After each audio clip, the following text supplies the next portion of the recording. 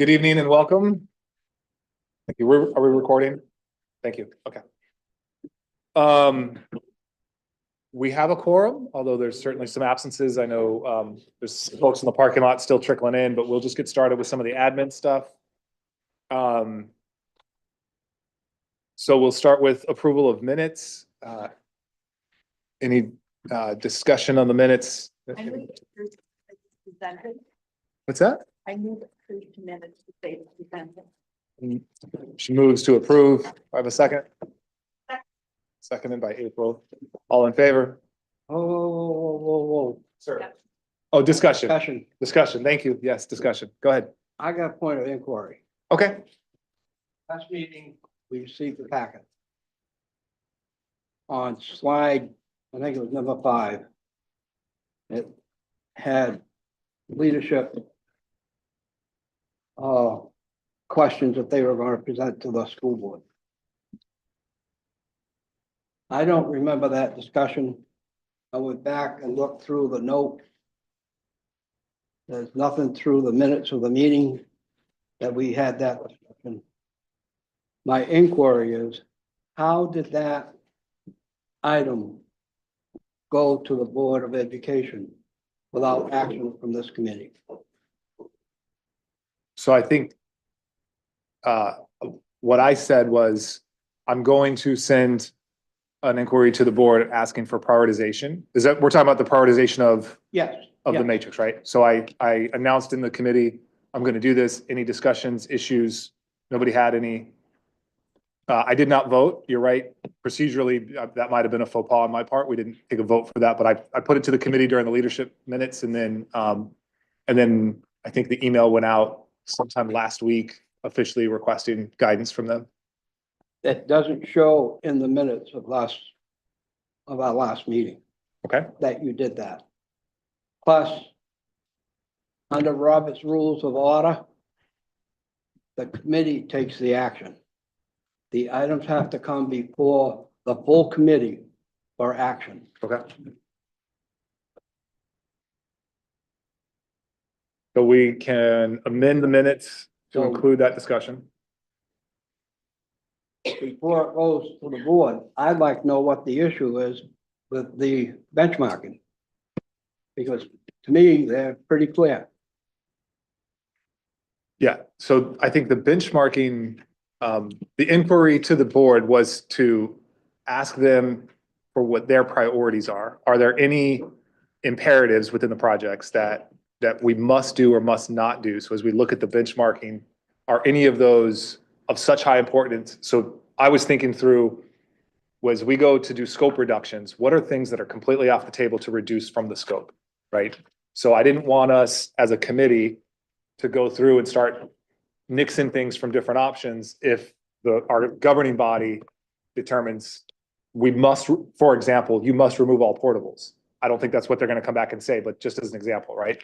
And we go through and say, well, we'll just keep portables for this option or that option. So that was the reason I asked them the question. And then from their perspective, what are their top priorities within those benchmarks? So as we start right? So in addition to scope reductions, we also have to come up with some way to somewhat objectively start to eliminate options. And, I think everyone in this room has a different set of priorities that they want out of the project. And so I wanted to hear from, we wanted to hear from the governing body, what are their priorities so we can weigh those against what we're doing here. So that was the discussion last week. And Jim, to your point, procedurally, nothing new is being presented or put forward to the school board. The benchmarking document is the same one that we've all had. And so Charlie said, I would like to initiate a conversation with the school board, and the school board accommodated his request. I don't know what the action item will be. My concern is this committee didn't have a chance to have a voice as what went to board.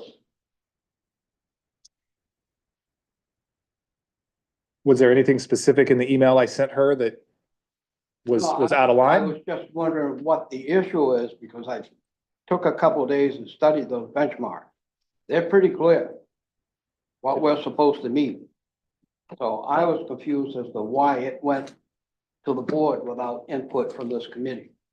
Just to prioritize them. That was the only thing we asked was, Gonna have leadership make decisions and go ahead and do stuff.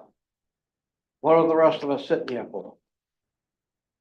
There's no decisions made, Jim. I think that my recollection of what gave rise to this is that some of the options in front of this committee don't solve for the same solution.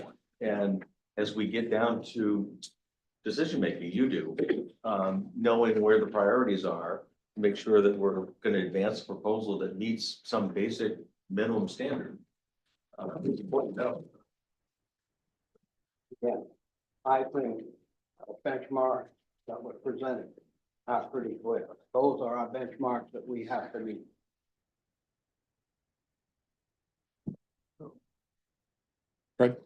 Well, just to put it another way, Jim, I mean, there are a number of people around the table who are saying there's no way we are meeting meeting those benchmarks for the costs that are supposedly acceptable to the community. So if some of them have to be cut, what's gonna be cut? It's not ours to say, oh, that's not important. We're asking, I mean, there was discussion.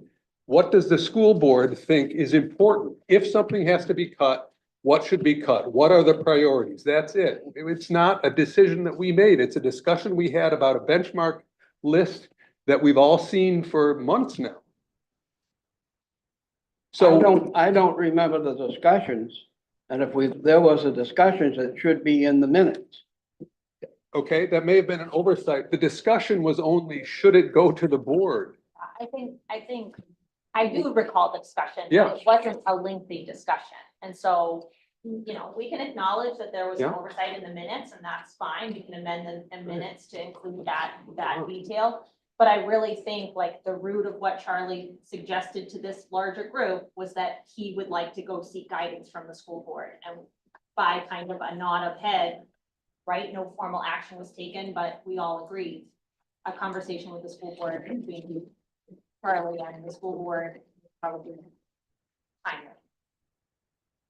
And I don't think we were expecting any new list or something Yeah. that we didn't have input on. I think the expectation was exactly what we were talking about. It said we might not get there with everything on that list, so we want their opinion on what's most important to the board.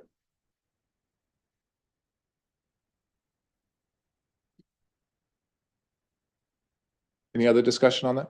And I'd like to make an amendment to the motion that the discussion on benchmarking be put in the minutes of the meeting. Second that.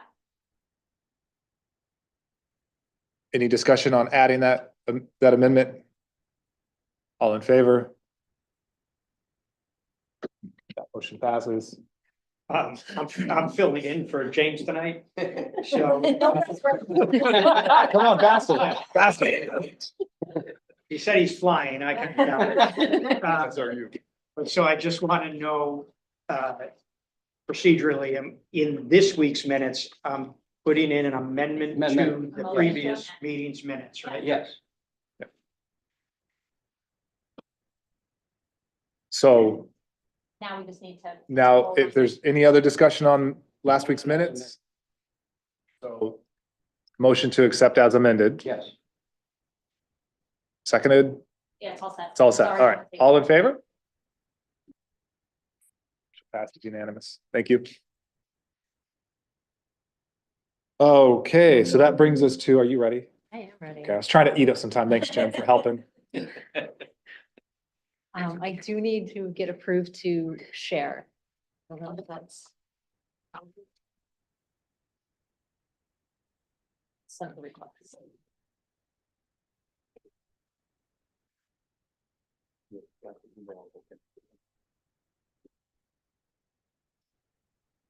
I can share now. Perfect.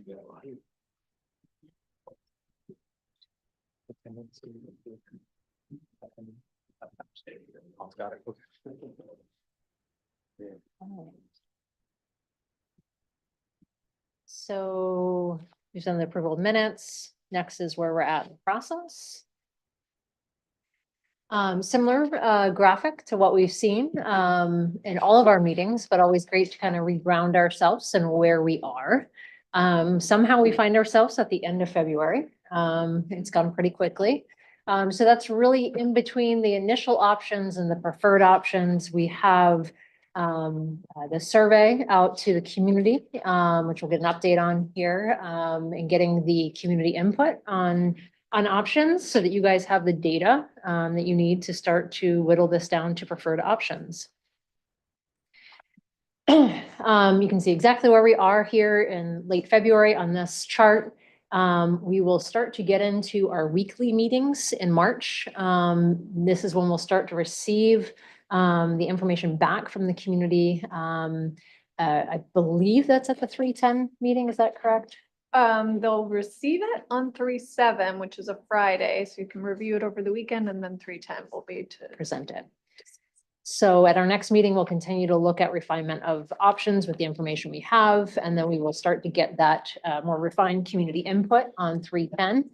And then really the goal of that March, the action items is to get that survey complete and the survey back. And then start to develop, determine the two preferred options and start to produce that second survey based on those options. As well as have a joint town council school board meeting and community forum number 2.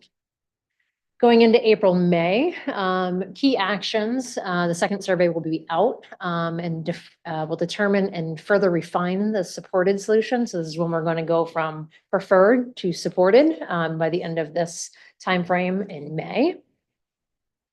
And then in June is where we're refining that option and getting it ready to be presented back to the joint town council school board as well as the community.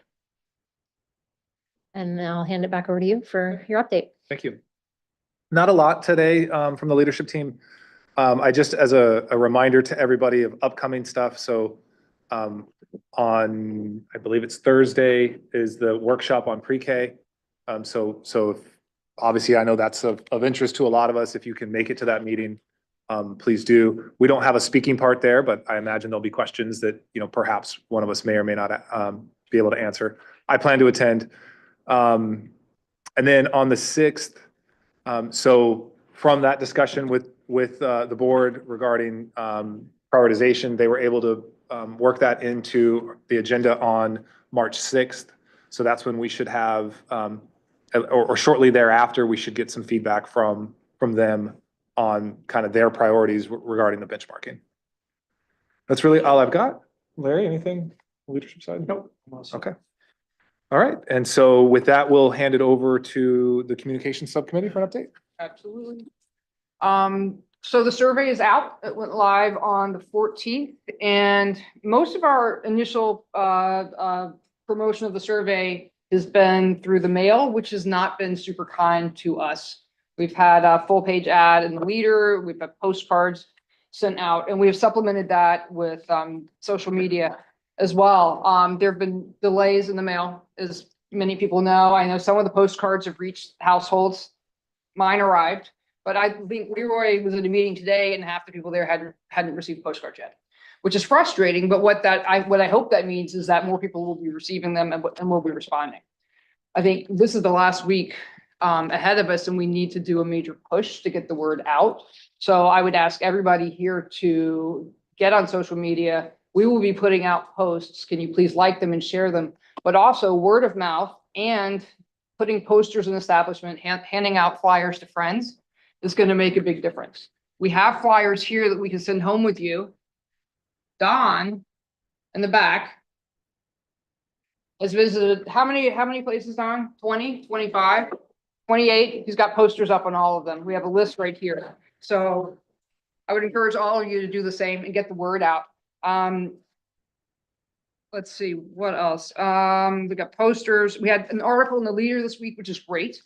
All right, Drew is fantastic about covering this process and in explaining it in a way that people can understand. So that has been huge.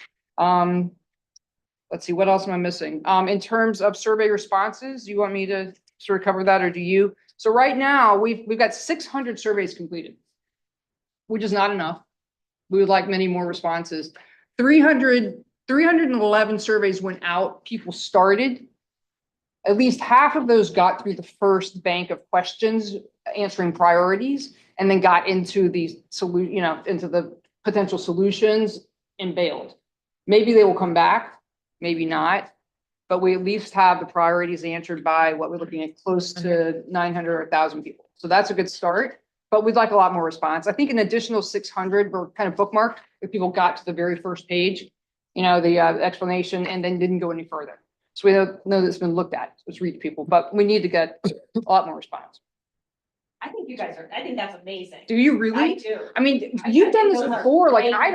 I'm like, But I think those are great. seriously? I mean, you would not believe how much work we have done trying to get the word out, but do people tend to wait until the end of the period and then fill it out? I don't know, I just feel like, I'd like to at least Well, I think see. people, 20%. so we can speculate. I think, people were away for February vacation. And so you'll probably see some people who, even if they weren't away, were on a brain break. And now we're back to our real lives and, they'll go through that stack of mail and may Yep. sit down and do it now that the kids are all back in school. So you may see a surge of, parent age kids doing that, because I know that's how my week went. But I honestly, like, those are good numbers. Oh, good, I'm glad to hear. Yes. I was in the library the other day, and I actually had to ask, were there, where were the surveys? They were sort of tucked somewhere, so, That's good to know. if people go into that library, if they're not seeing those surveys right front and center, Mhm. unless they're really interested, they're not gonna ask. I mean, I asked. My other question, is there any other place that you can put the paper copies? I mean, can you put them in the post office? Are you allowed? I don't know the answer to that. I mean, we also have not advertised that yet. All of our marketing says it's, either at town hall or at the, So where in the town hall are they? They're out Says- front. right front, like, Okay. They put them in that sheet. They come on Friday. Yep. There were only 3 at the library today, by the way. I was there at noon time and Leroy was there. He picked them up. There were 3 had been 3 returned. completed, but they had more that had, I didn't look for Alright. them, but he said there were 3 he picked up. got it. Okay, great. So a question on the collection of results. You mentioned there were quite a few surveys out there where there are partial completions. Is the survey set up to capture those partial results, or does the survey need to be entirely completed otherwise? We discussed that, and I think we They're gonna agreed that we collect would partial capture the results. partial results, because I have a feeling, and this seems to be true, I mean, 180 people got through like the first bank of priorities, and then just got into the, stuff, but capturing those priorities is huge. So if we can get that, even though people don't want to do a deep dive on, option A versus option C, I think we're making progress. Question, I see it, Fred. Question on that though. Because I certainly know that I started it and got distracted with life and didn't finish it. And then, but I never hit submit until I was done. Yep. So these ones that are partially complete, those are people that are actually getting to because the submit button doesn't show up until the Right, last yeah, I'm question, so. assuming, and you may know the answer to this, but I'm assuming that they're just there and they're still live and they could be completed. Yeah, Or that's just what I left incomplete and we still have the data, right? Oh, you might have 3 different ones from me then. Exactly. You raised a good point. So I've definitely logged in a few times trying to make sure it's working, but I've only filled out the survey once. But I actually have heard from a couple of people who were concerned about, some sort of fraud on the survey and people just filling it out multiple times to try to support like their idea. And so I did check it out with the survey company and they said they can track the IP addresses, so they'll know if somebody is, don't get any ideas, guys. They'll know if somebody's. Honestly, that is some serious dedication. Yeah. We're willing to. Yeah. Well, yeah, that's what I said. Over and over and over again. That's what I said. I was like, I don't really think so, but I noticed that if you go from the same browsers, like, it won't let you back in. Right. But if you did it, you could like start it on your computer, or you could do it like on your computer, then you could do it on your phone. So there's ways around that, but it wouldn't let me go back into it after I'd already submitted. Yep. So there is that protection on it. But yeah, so another question? Yeah, so my wife told me yesterday that she tried accessing it from the school district's website Uh-huh. and the website didn't work. Hmm, So, and I'm sorry, I'm just bringing that up now, but I That's forgot to okay. email you yesterday. no problem. And it could have Check been it out. her technical issue, but that would be a problem. Okay, yeah, it sure would. Do you happen to know, was she accessing it from the pop-up or who knows? Yeah. Okay, we'll ask her. I don't know, maybe it was just a technical glitch, yeah, Is it working right now? yeah. Oh, good, good. That's great. Okay. But, look, I would just ask everyone to help make a big push this week, because, the paper copies are due back on the 28th, and then we have until Monday, for the online one. So let's just get, And where do you drop off the hard copies? so the hard copies can be dropped off at the library or, at town hall. Anything else? Only other thing I think maybe worth mentioning, the CTOS did put out an article on the survey Oh. on Facebook. Yes, they did. So CTOS put out an article, and, somewhat critical of the fact that there are no costs, and I'm concerned about the length of it and the challenge of filling it out. But I feel like any publicity for this is good, because what we want people to do is to look at the survey and just think critically about what the options are. So. Yeah, I thought it was, I thought their article was actually, yeah, it was a little bit critical on those things, but it was fine. And what I found interesting, and the reason I wanted to make sure we brought it up, is there's good comments in there. We're not all going to agree on what people are commenting, but it's feedback from the public Yep. that they're using that forum. It's a good place to go when they do talk about our work here, to kind of get a sense of how their Mhm, constituency or whatever is kind of looking at the project. So it's good feedback. absolutely. I think they've had 2 posts. I This, mean, that's the second one I've seen. Yep. Yeah, Yeah. emphasizing the importance of film there. That's right. Yes. All right. Thank you. Anything from the site selection committee? No, we presented at the previous meeting. We are meeting this Wednesday to review the completed evaluation, first pass of the matrix for evaluation of the sites that was completed by Harriman using unranked or unweighted scores, and we'll then discuss whether weighting of criteria is appropriate. But Wednesday, that's the big takeaway. Okay, thank you. Okay. Question, Bob? Yeah, so 2 weeks ago, we were presented some options, is some different ways that you guys, that Harriman found some savings, and then there was some, appendices and stuff to go through. So we're in our discussion block. So anything that you've studied out over the last couple of weeks, anything you want to bring up, Sue? Yeah, so I was looking at the slide deck for today, but this is all related to, what we've talked about the last few meetings. And so the options that include changing Scarborough Middle School to just 2 grades, just grades 7 and 8, include a lot of renovations and addition for various reasons. And the maximum enrollment is shown as 612, and that's going to be in 2034-35. So that's 9 years away. And the maximum, if we were to leave the school as 3 grades, 6, 7, 8, the maximum enrollment would be 951. And again, that's in 2034-35. And so I know that one of the important objectives is to be able to remove all the portables, that some of them are way, over 20 years old.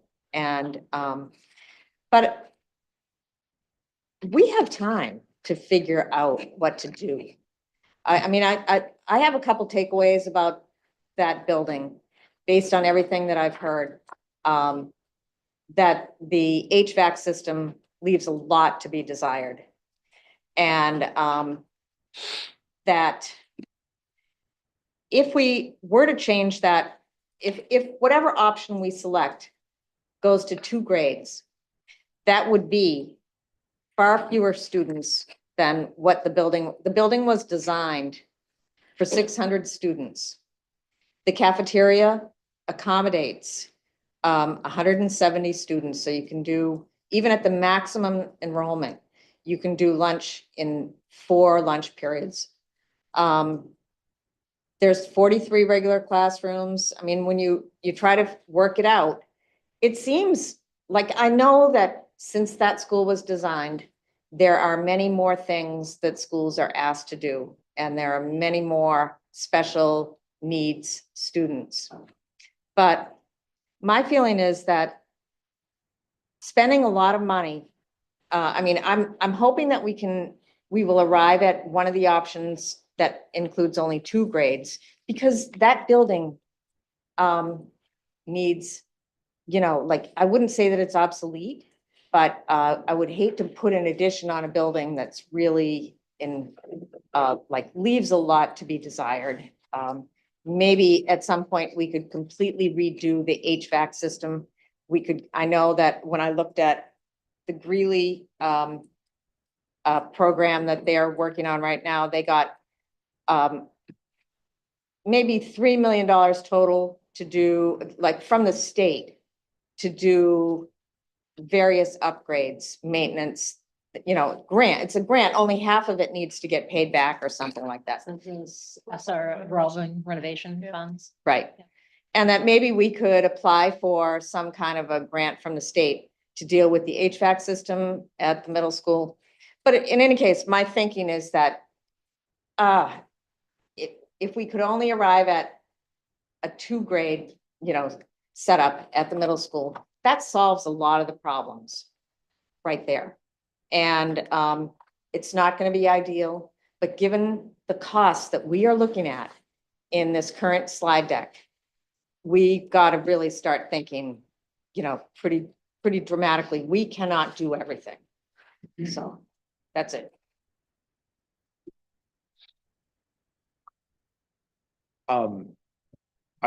I'm trying to find the slide deck that had kind of the scope there, which you guys might know it off the top of your head. The 1-story addition on the 2-grade options, that I thought it included more than just classrooms though, right? We're talking about the middle school? The middle school, yeah. It did. It included classrooms, it included music. It included a gym classroom, a PE classroom. And then I think a resource room or something with the 6th grade classrooms. And then there's the admin addition for the the front office. Is it, so I think, if I, don't let me misspeak, I think what I'm hearing you say is, the question is it, if we go to a 2-grade option there, we can do the admin stuff, but does the addition with the classrooms, is that still necessary, right? That's essentially what you're getting at. Yeah. I mean,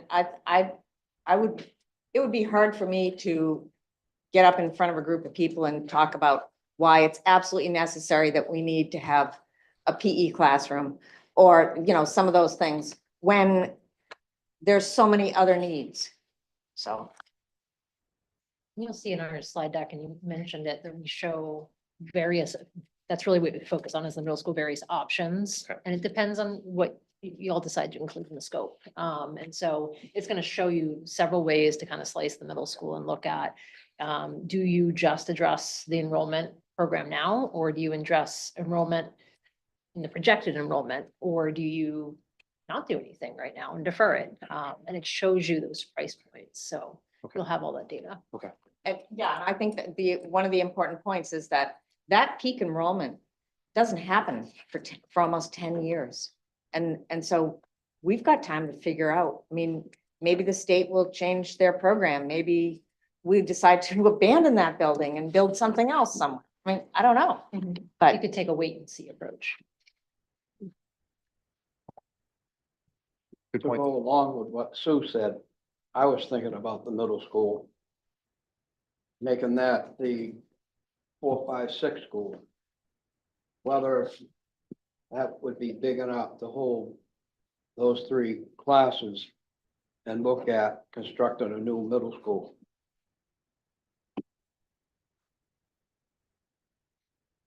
We'd have to look at that, but that's interesting.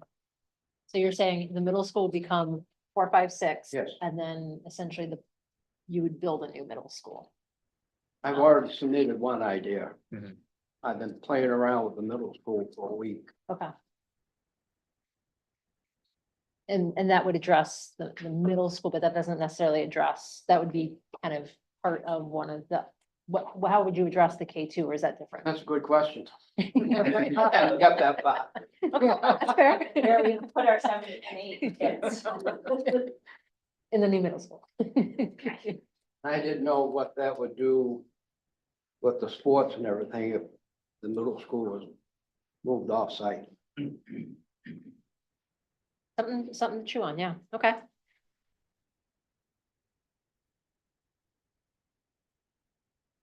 Any other discussion items? Sorry. That's good.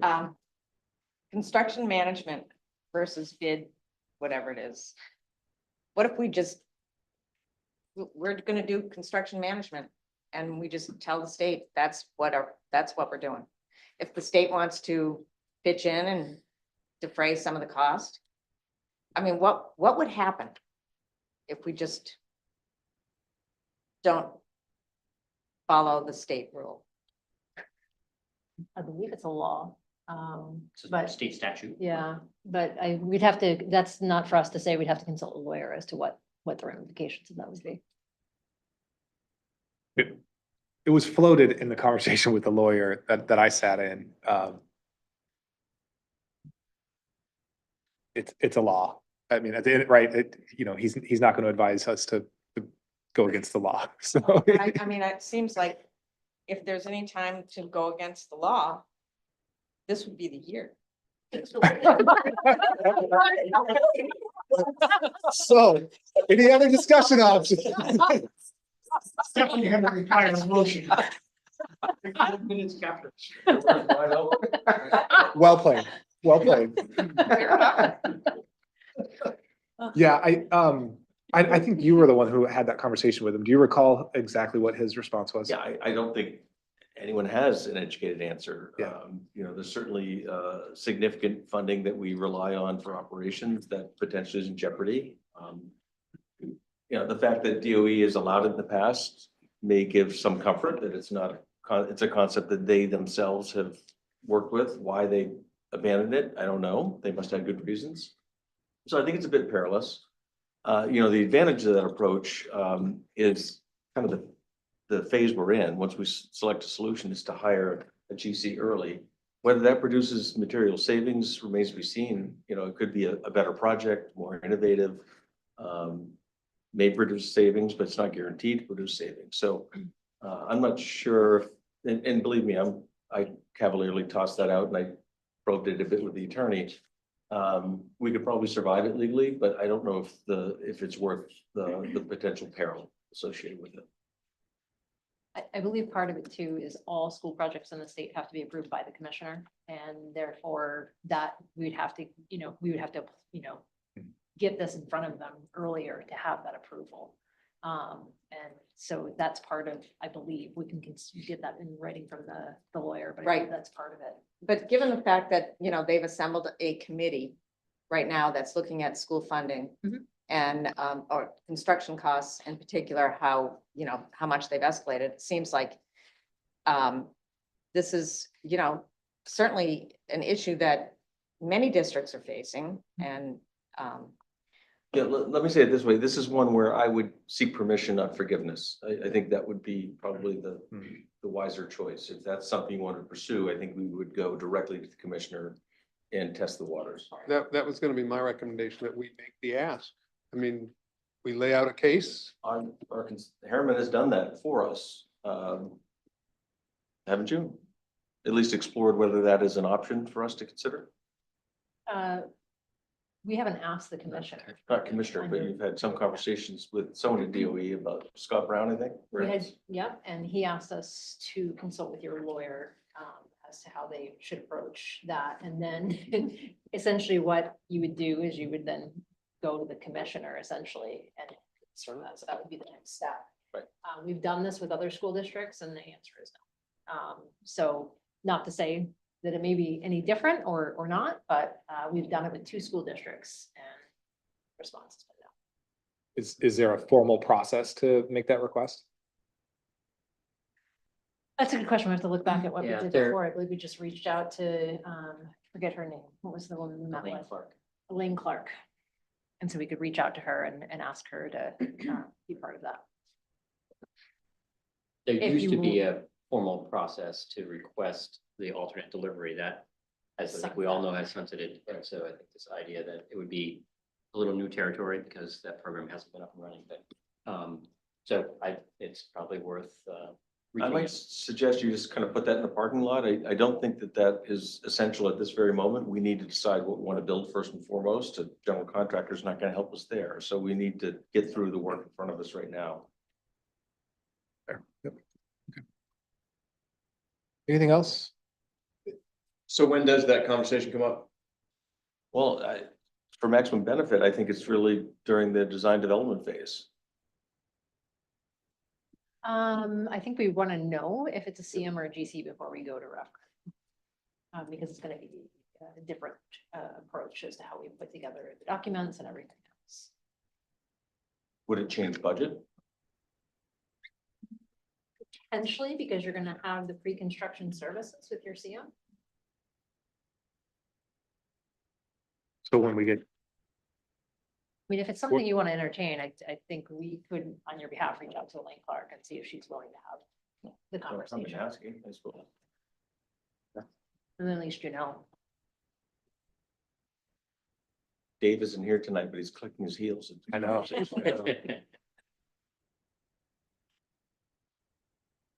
I mean, thoughts on just asking? Yeah, I mean, better to ask and lay out a good case. And I make a motion that we have a consultant explore the possibility of a GC. You mean CM? CM. So essentially reach out to Elaine Clark and start the conversation. Second? Second. Second, Fred, second. Discussion on the motion? Any further discussion, I should say? Okay. All in favor? Opposed? I think however, it's unanimous. Oh, sorry, yeah, there were no opposed. Okay. All right, motion passes. Thank you. So. Yep. Thanks. We'll add that to our action list.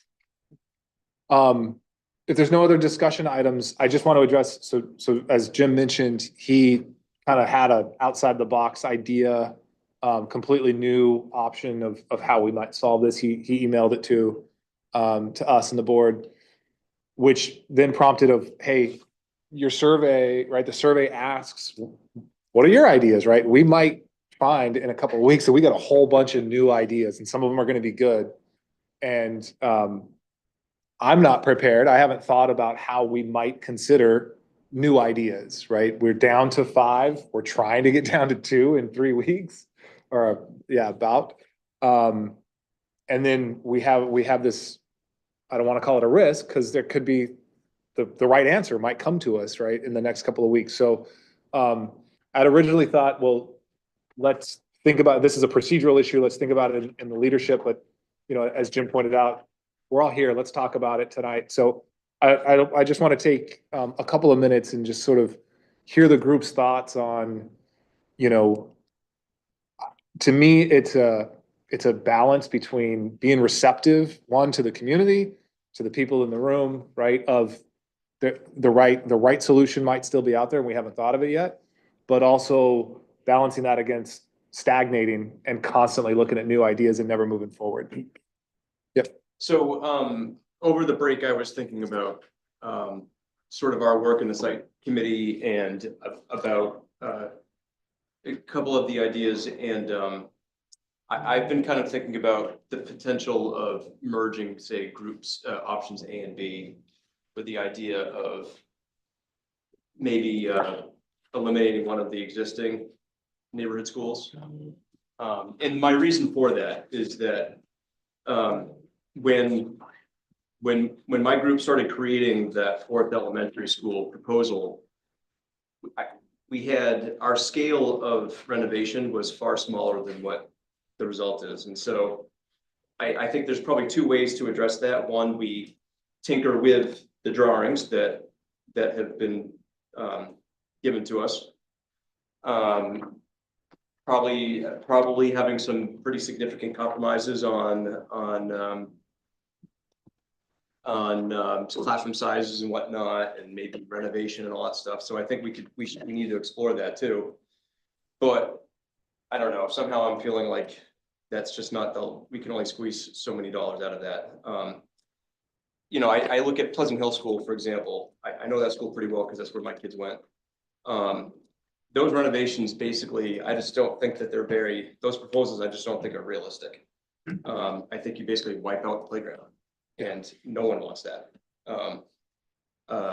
So, you know, I gotta be careful because I might just spout out a site that we're not supposed to discuss here. So, but, you know, I'm tempted by the idea of, you know, eliminating one of those schools and building a larger neighborhood school and then keeping the other two.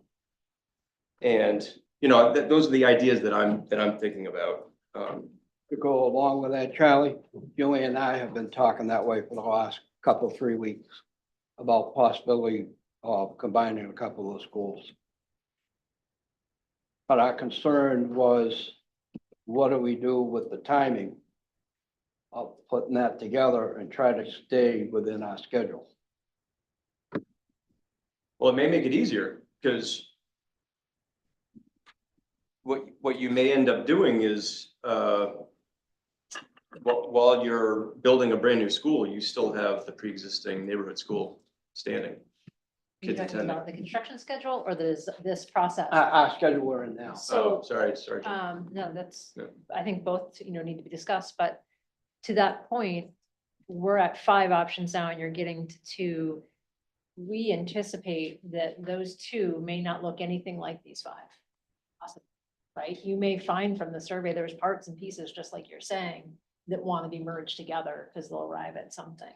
And that happens. You start to get these data points and they start to morph into more resolved options. So don't let the creative thinking stop because you're afraid that it won't stay. Our intention is, let's get all the data out there and then we can massage it into what seems to be the right option, even if it doesn't look anything like this one. My other concern with what we've been talking about is last week and today has been murder for me. Because last Thursday, I threw my phone in my bureau. People were calling me consistently. What are we doing? Are we following the survey? The survey said they don't want to get rid of the school setup we have now. What is the goal now? And all that. So people are paying attention to what we're doing. That's good. So it's kind of hard to balance keeping what we have now and going with some kind of a combination of schools. In regards to, you think that may not honor what you heard in the survey as to keep what you have now? The first survey we Yep. did in phase Yeah. 1. Yep. People, the majority of the people, as I remember in that survey, Yeah, it's like Wanted 50 to or keep- 52%. the current school setup we have now. And did that talk about the current setup as in there's neighborhood The K2? neighborhood schools, keep middle school, 6 through 8. In Wentworth, what it is. To that point, though, I mean, it's with the proposal I'm hearing of maybe merging some of these, you would still have neighborhood K2 schools, just one may not be in the exact same location and it might be a little larger. Well, that's a conversation Julie and I kind of disagree upon, Yeah, because talking to folks, their idea is keep 8 corners within that vicinity. Keep Blue Point down. Blue Point, keep. And I spoke to a couple about a concept about possibly combining 8 corners and Pleasant Hill. And it didn't go well. Gotcha. Gotcha. I think the proposal I heard from Fred, that was more of like the 4-school option. Instead of it being 4, it's 3, and it takes one of the existing and the new school, it makes it into a school. Is that? Right, but I'm just tossing it out because Yeah. the idea came up, I certainly don't think we're gonna meet out these details right now, but like, I'm just throwing out the notion that we should begin thinking about creative ideas. Yeah, Yeah. so just I To don't know clarify. exactly where that's why. Yeah, no, I'm pretty comfortable, I think, with us internally talking about, you know, these options morphing or combining and coming up with that. I'm more concerned with something completely new that comes in, right? So do you mind if I use your example, Jim? Go ahead. So Jim sent an email that was, let's build, I don't, correct me, but it was multi-story buildings. I mean, it was a totally new idea that we haven't I thought of. spent the morning down in the campus, walking, driving around, just looking. And I was at the football field, looking back toward the middle school. I was thinking, what would happen if we built a parking garage? Either in the vicinity of the sport fields or down by the library. Take parking lot and build a, I think 4, 5, 6 school. Rather than taking a larger footprint, make a smaller footprint and go up. Yeah, so it was, what you sent was, and again, I'm just throwing something brand new, right? I'm trying to figure out, are we all comfortable just sort of talking about these and voting as they come? Or, I'm kind of wanted to hear what you guys think is these, the crux of his email was, how do I submit a new idea? And I think we might get some of this from the community as well. We need to think about how we might consider those holistically new ideas, right? Could the first step be if somebody submitted a new idea? And I agree, I think we really want to encourage the input. And it's easy for us, for having been in it so long, to say, oh, no, we're going to do that. Because we have knowledge of the limitations and all, but maybe the first thing you could ask somebody to do is to give them the benchmarking and say, the idea you're submitting, can you give us an idea if you feel like it meets these criteria? And then we kind of have a data point, So that would be like a first step to make somebody think through, is their idea solving what we're working towards? Some of these are gonna be anonymous. We'll have no way to contact the people. That's true. I mean, I think it might make sense to, once we get all the information from the survey, they'll compile a list, basically. And can we form a subcommittee to kind of go through them? And, I think it's a good idea. I don't think you want to have one come in and say, yeah, that seems good, let's keep it, and another one come in and say, no. I mean, I think you need to have them all there, look at them, because there may be several that are basically the same. There may be some that are just so outrageous you can obviously discard, but I And it think. could be we get none, right? Right, yeah, I mean, that's a that's true. possibility too. Very curious to see, if people are actually going to, Yeah. I mean, because I think we have sort of exhausted the creative. No, we got a couple tonight, You never, Yeah. was that got a couple tonight. Yeah. very true? But I think you need to have them all there and have a process that you consider them all equitably, or, go through some kind of process where people feel that you at least heard them. I like it. Okay. So we'll wait and see what we get in, and then Yep. I like the subcommittee idea too. So good. All right. Thank you. yeah, and I think it's important that the survey, that the next survey, that we include wording that you are not voting on this, because people will be asked to state their preference or vote for, put them in order of, hopefully we'll only have 2 at that point, right? We're going You're back to not 7. really voting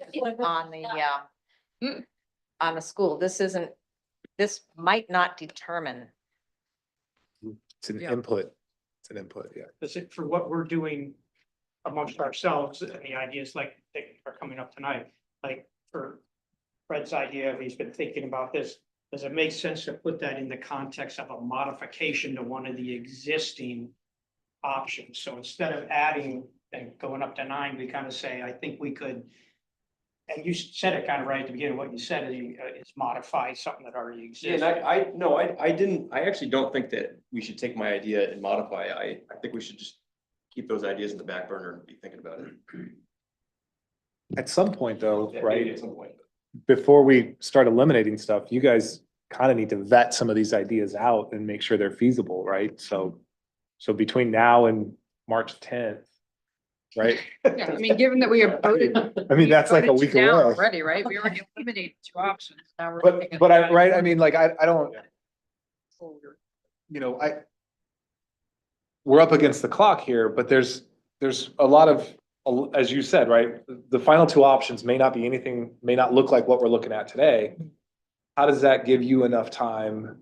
It may be a combination thereof. Okay. Those, and that's a perfect example where you start to see the pros and cons of pieces of these are starting to solve. And I think what we're gonna wanna do is figure out what that list is. I mean, to Sue's point, we don't know if it's the 2 we heard tonight or if it's another 20. And so I think that's one of the first pieces we're gonna want to get from the survey company is, are we seeing responses to that and what are they?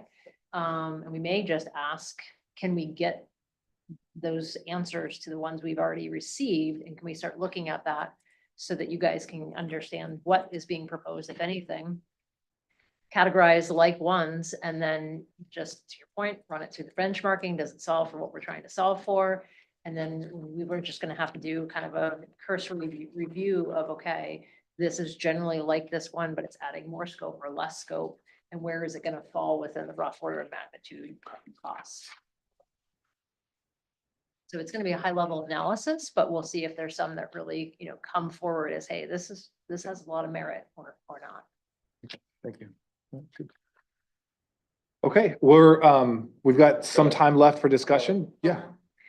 Yeah, again, I sort of look at these options from a child education developmental point of view, and you look at G and have pre-K only.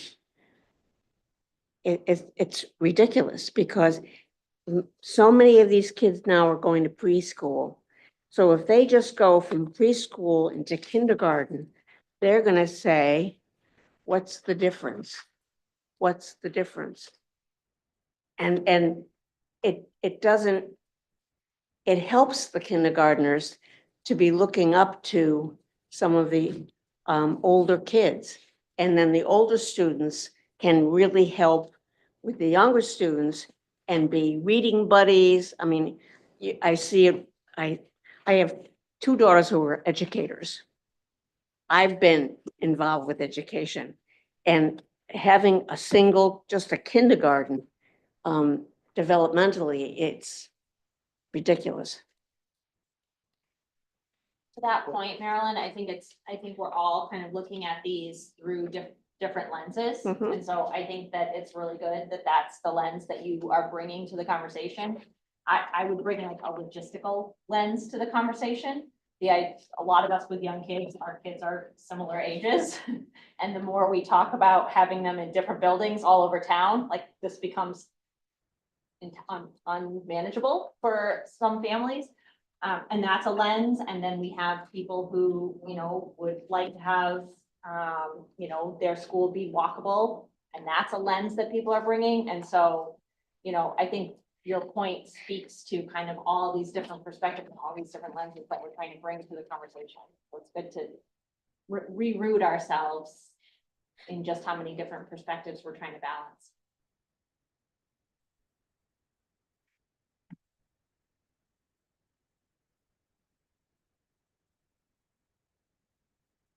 Anything else? Okay. Got some time for you. Excellent. Thank You won't be as rushed as usual. So design update, we did get the PowerPoint out a little earlier than usual, continuing to try to get it out as early as we can. It came out around noon today. In it, you're gonna find We put out what the max enrollment plus 3%, which was the direction we were given at the last meeting. We have just outlined all the different grade configurations with all the different options we have and what those look like for enrollment numbers. So that's what these designs have been modified to. And then we went through all the options, all the plans related to the options, and went back through and made sure that they all had addressed the toilet rooms, they've addressed the HVAC spaces, all the things that they would need. Some spaces, some buildings increased in size because of that, some decreased. So there's various options that went up or down depending on that. But the idea was to make sure that we could go back and address in the benchmarking whether they had adequate toilet rooms for all the options. So we can go back and say, yes, that is addressed in these. It also looks at with that max enrollment plus 3% contingency. We've listed in each option if there was a change in the number of classrooms per grade. So we showed you at the 5% what it was versus the 3%. So you could see if it was status quo or there was a decrease. One thing to draw attention to is the middle school plans that you had seen previously had shown 12 classrooms, and that was today's enrollment, what we need for each grade. It had not shown that increase for the increased enrollment. We are showing that in this plan, which is why you'll see an increase in the square footage. But we've also shown it to be what it would be for that increase in classrooms, also an option, what it would be to stay at the 12, and then also what it would be if you deferred the middle school. So lots of data. We tried to update every plan in this PowerPoint. So you have one spot that has all the data. There was also a request, I think Sue, last time you requested square footage that's on each of these. Fred, I think you reached out about cost per school in each scenario. So each school has the rough order of magnitude costs as well as summaries. So hopefully this is helpful as we're all thinking about the different things and the costs and the reductions and other ideas as we move forward. PowerPoint set up similar ways as it has been, the maintain primary middle schools. This is the site plan for Blue Point. This is the plan for Blue Point. You can see the addition square footage, the minor renovation and the major renovation based on any of the modifications that we've made since the last time we met. The team is continually looking at these plans, trying to find efficiencies, as well as making sure all the special education is in there and everything else. This is just showing the renovation, the different areas of minor and major. And then this is a summary slide. So essentially at 5% max enrollment, there was 5 classrooms per grade. It doesn't change when we go to the 3% in this building. We had added, since the last time you saw it, we added toilet rooms and elevator, IT data closets, and we added space for mechanical upgrades in the existing building. So we're tracking kind of so you can understand where those net changes happened. We added about 500 square feet in major renovation and about 1,000 in the addition. This Blue Point solution is around 21 million plus or minus. Yeah. On the renovations, Yes. last meeting, we had a conversation about Blue Point, Acorns, and the efficiency of the envelope. Correct. Do these renovation numbers include upgrading the envelope? It does not yet, because we're still waiting on that cost from the estimator. You'll see, I'm going to go forward just a couple slides here, Jim, so you can see in each of these options what I've done, and there's a lot of slides here. Oops, here. This is a table that breaks down the options. And so this is option A, but on the right-hand side, you'll see items not included at this time. Air conditioning is not included in the number, and the insulation in the existing envelope is not included at this time. We're still waiting on that number. Good question. I'm going to move relatively quick because there's a lot of data in here, but hopefully this gives a lot of data for folks to consider. In each of these options, each building in each option, the data is set up the same way. I'm going to go through them relatively quickly. 8 corners in option A. Essentially, we were able to make some modifications here as well. You have the square footage for addition, minor and major renovation on this slide. This is the renovation areas that are hatched. And then here are the changes that occurred. So with the 5% in the enrollment, it was 5 classrooms, 3%. It's 4 classrooms per grade plus 1 flex in this room or in this option. We did add toilet rooms and elevator IT and data. We added space for mechanical. Removed 2 classrooms for that updated enrollment in this option. And then due to the lower number of students in the building, the library was moved back into the building. And art and music were added in the classroom addition to eliminate that. We had almost like a third addition over on the left-hand side where the library was. So that actually, we were able to see efficiency here, and we were able to decrease the addition square footage by over 2,000 square feet. So this one comes out at 22.9 plus or minus. And just a reminder, I can never say it enough, rough order of magnitude is just that. It's rough order of magnitude. These numbers are going to ebb and flow as data comes in and stuff like that. So it's a snapshot in time. This is Pleasant Hill set up, you know, the slides are set up the same way with your square footage and your diagram. Renovations. And then this one ends up having the 5 classrooms per grade. We added the toilet rooms, elevator, data, and the mechanical upgrades. So you're seeing pretty much a wash in minor and major renovation. One went down, the other went up, and then the addition increased by just over 500 square feet. Yeah. Sorry, on Pleasant Hill, is that addition, is that new parking? I know that's one of the, I've heard, my kids didn't go there. So, but I know parking's a problem there. Is Yeah. that's all new lots? This is a new parking lot, new bus drop off, new parent drop off. And then the addition displaces where the playground is now, but it moves it further back into the site. Thank you. All right. So am I correct in the Yeah. 3 primary schools, the major and minor renovation, the total cost is all 3 are between what, 20 to 25 million-ish? Yeah, somewhere in there. Yeah, Kind of same order of magnitude. pretty much. If we go to this summary slide back here, I can show you side by side, the 21, 22.9, 24.6.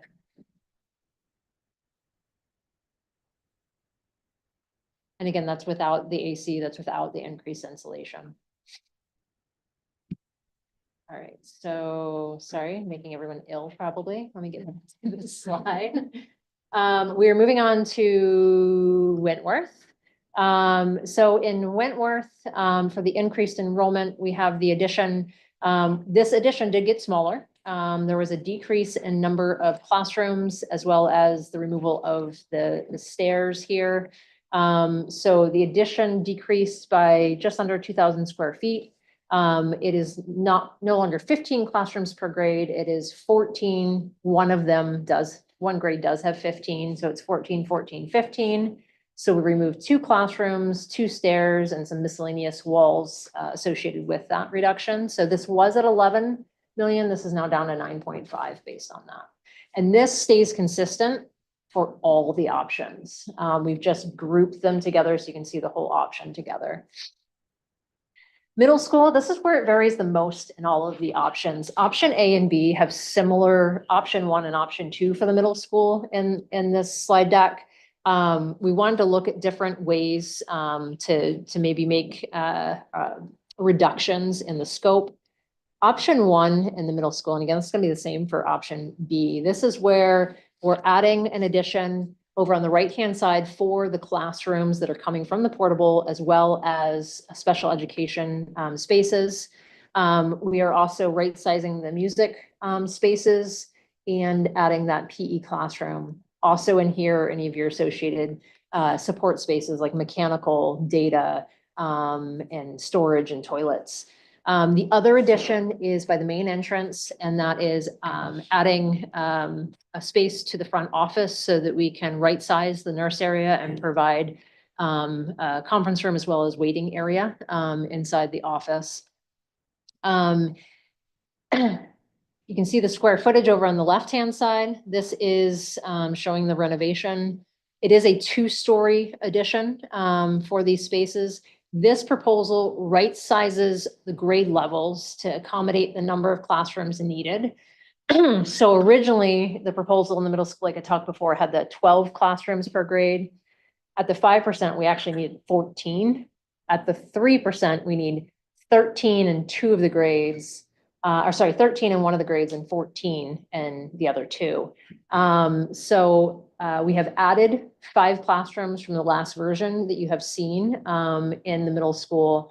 And overall, the changes that occurred here, there was 9,000 square feet added to the middle school option 1. This option comes out at about 41 Lisa, million. just to Sue's earlier question, this option 1 accommodates peak enrollment. Peak enrollment, 3 grades. Yeah. So yep, I looked at that this afternoon. yeah. I didn't see a space in the new addition for an elevator. It's right, let me find my pointer. It's called ELEV. It's right here. So this is the elevator. Can you see that little All right. circle? And then the elevator machine room is right there. All right, so we just talked about this. So this is a different option. We said, all right, let's think about how maybe to approach this a little bit differently. This does not address the peak enrollment. This addresses today's enrollment, and it's 12 classrooms per grade. And it addresses taking the classrooms out of the portables and putting them into a permanent addition onto the middle school.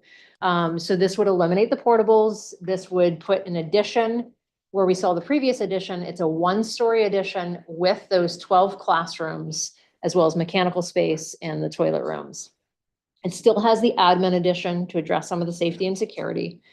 But this does not right size for peak enrollment. And is that difference about $20 million cost?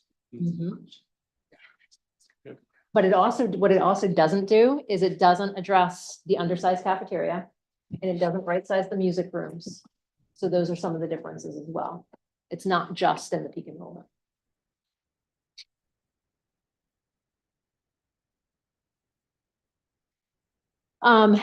In each option, you'll see 2 tables just like this. The ones in black text are similar in both tables.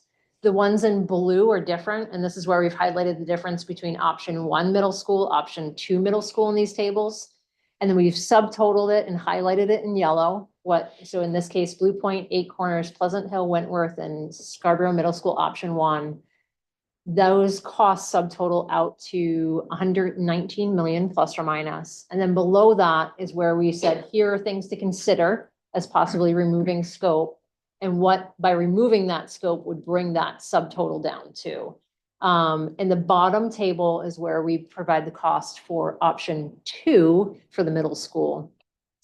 That subtotals out to 99 million plus or minus.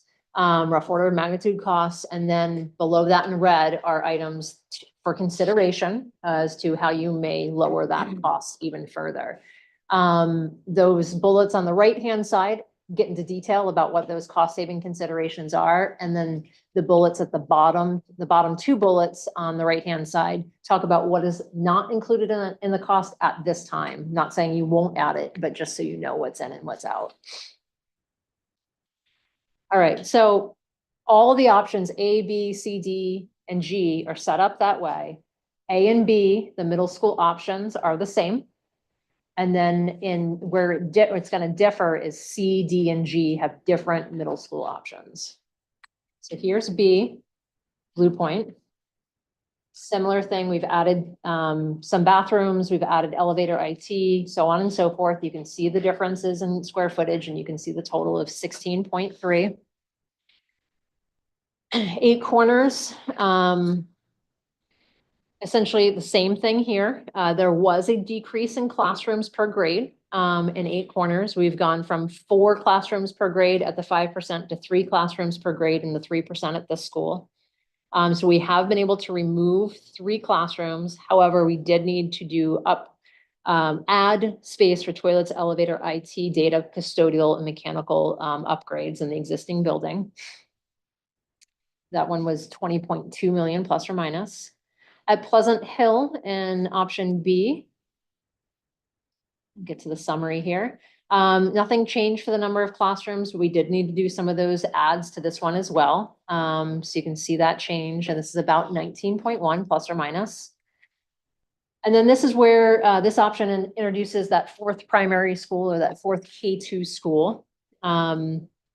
And essentially no change in number of classrooms, but we needed to account for IT, data storage, building services, custodial space, again, making sure we have all those spaces we need for the building to operate. And that added just over or just under 1,700 square feet. So this new school is at 31.3 plus or minus. So just a question, Yeah. as I think about the other options that have a new school of a Yep. different variation. Why is the cost of this K2 school notably less than the others? And I know they're not apples to apples, but there's orders of magnitude different Size. size. So this is 41,000 square feet, and the others are much greater than that. So if we go to, Why is the size that much different? because this is this is the fourth primary and it's a new school, but you still have the other three primaries that have all those grades in them that we've renovated and expanded. Okay, got it. Yeah. Thank you. All right, Wentworth, same for B as it was for A, and it will be the same for all the other options at this time. So I won't spend any more time there. Middle school option 1 is the same as A, so we won't review that again. Option 2 is the same, so we're just going to get to the summary slide. So this one set up the same way. The difference here is we've now inputted the assumed site cost. We have an 8 to 15 acre site that we're going to need for that new middle school. We took the higher acreage of 15, and we're just making an assumption. Nothing has been, set in stone as to how much the site might cost. We've used $300,000 an acre. So that's 4.5 million that needs to be carried in this option for that site. So the primary schools, the 3 existing plus the new Wentworth, the site cost and middle school option 1 in this option B total 141.9 million plus or minus. And then similar options for reductions, remove the minor renovation at the middle school. And this one also puts out there to potentially defer the addition to Wentworth. Those were also items to be considered in A. And again, these are only options for consideration. We don't make decisions, we just provide data. So there's the things for you guys to think about. And then in the second table is where we look at the Scarborough Middle School option 2. And so doing 2 instead of option 1, the subtotal is 121.7 million. And then the same items considered for removal can reduce that cost as shown on the screen. All right, any questions on A and B? Yeah. Assumed site costs. Can I take that to mean, and I apologize, you probably answered this in an earlier meeting, site acquisition costs and site preparation costs, but does not include any utilities being run out to a site if that's necessary? Yeah, good question. So that 300,000 is just procurement, just purchase price. So there is money carried in the estimate for modifying a site of approximately that acreage. It does not include off-site costs. None of these are, because we don't know what that might be. And for anyone that doesn't know what off-site costs, if we need to run a utility from a further distance and bring it to our site, that's going to be an off-site cost. If a traffic engineer requires we put a traffic light somewhere, that's an off-site cost. I'm assuming these numbers include the soft money. Yes, yep. So this is total project Is that- costs, construction and soft. Soft money still 20-25%. We typically carry 25%. Based on the historic projects we've done, that's generally where it comes in at, sometimes a little less, sometimes a little bit more.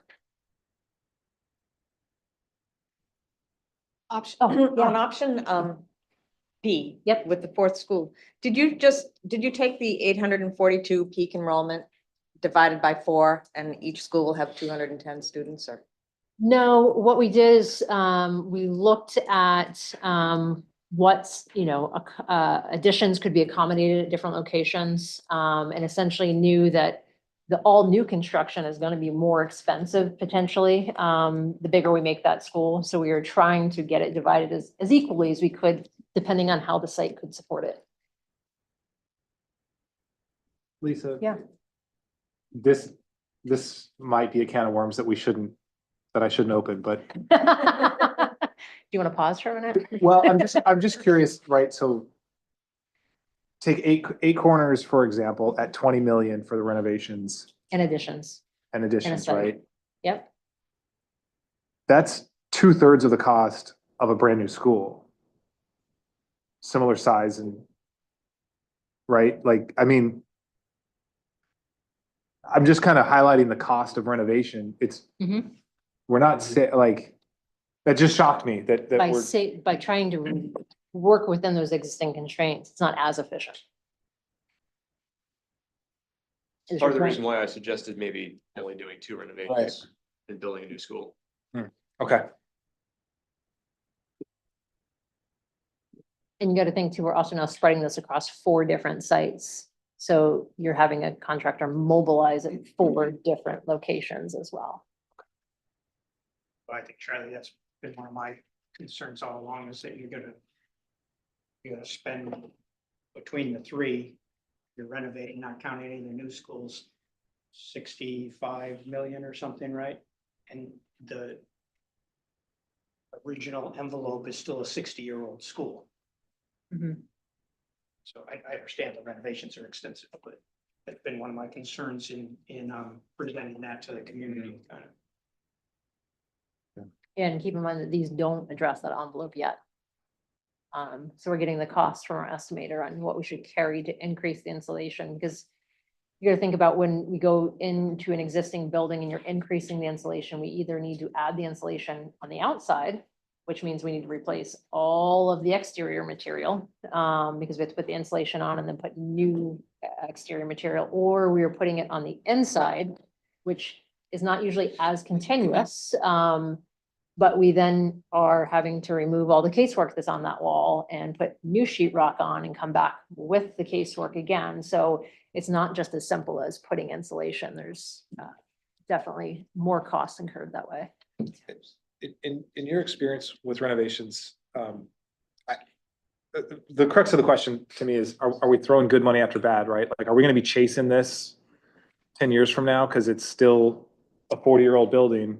The additions will be great, but is the original structure still gonna are we just gonna be chasing? I mean, it's an interesting point. A new building we can bring up to current code, and energy codes. An existing building, you're never going to get it as energy efficient as a new build could. Not to say that there aren't renovations that have gone to great lengths to do it. But it's hard to get the continuous insulation, because we're working around so many different constraints. We're going to open up the building, we're gonna find things that exist that we didn't know were there, that we're going to have to address if they're fire life safety items. So there will be an element that you'll continue to have to address, because it's gonna be on a different timetable of repair and replacement than the new build. Thanks. I think it's a good exercise. We show the public that we looked at these schools thoroughly. And for a 60-year-old building, it's gonna cost $1.2 million versus the new school at 1.25 million. Which would you want to spend on, the new or the old? It gets us back around to operating costs as well. Exactly. It's a good discussion. It is, I mean, it's things we gotta think about as we go forward, so. Once you get the air conditioning and the insulation costs, it's gonna inform that conversation further. It's not 65, it's something north of that. I think I mean, we already have, if you look at the estimate we passed around, those air conditioning costs are at the bottom as an ad alternate, and it's 1 million per school for each of the existing.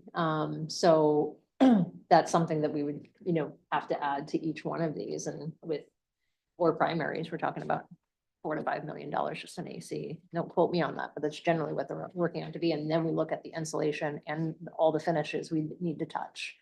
And you would have an improved envelope, but it wouldn't be at the level of a newly built, well-detailed, well-built building. And so does it, or does it not include windows?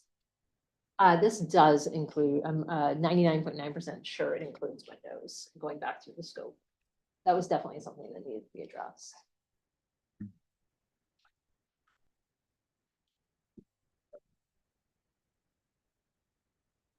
All right, I'm gonna move on, but great discussion. All right, C.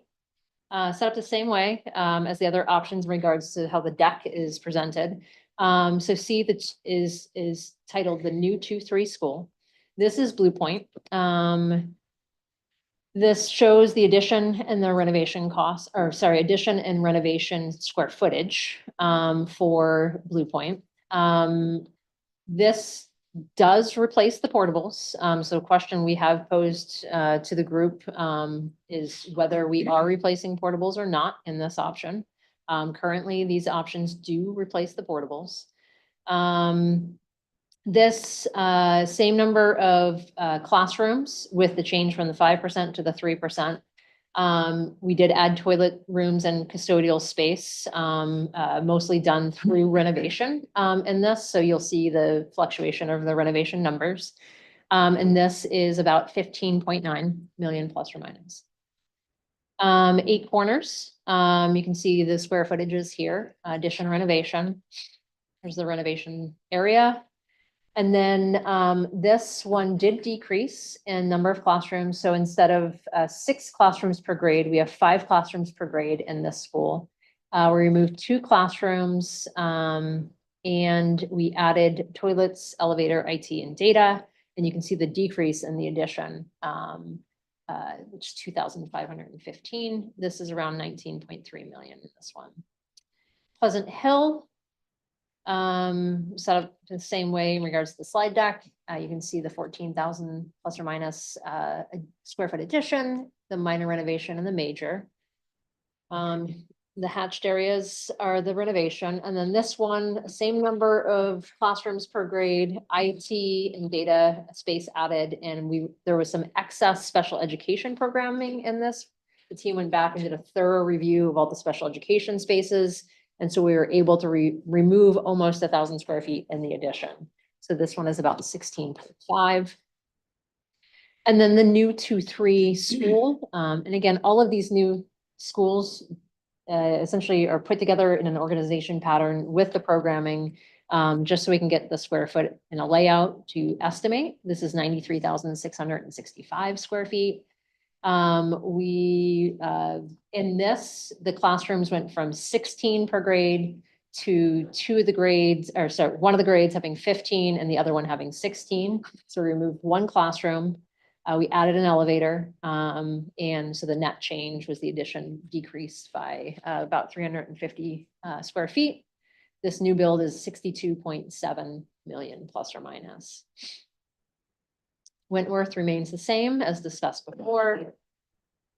All right, so here's where option 1 and option 2 differ in the slide deck. For C, D, and G, we are addressing 2 grades at the middle school instead of 3 grades at the middle school. So option 1 looks at 3 additions. 1 is the addition where we right size the music, we've read the PE classroom. And then we have the admin addition, and we have a new addition to be able to provide the right number of classrooms in the 7-8 program.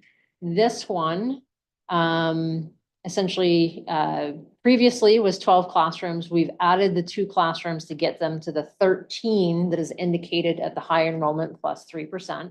So that's why you see that addition on the end. This option does improve the music spaces. It returns the stage to the cafeteria. So essentially it addresses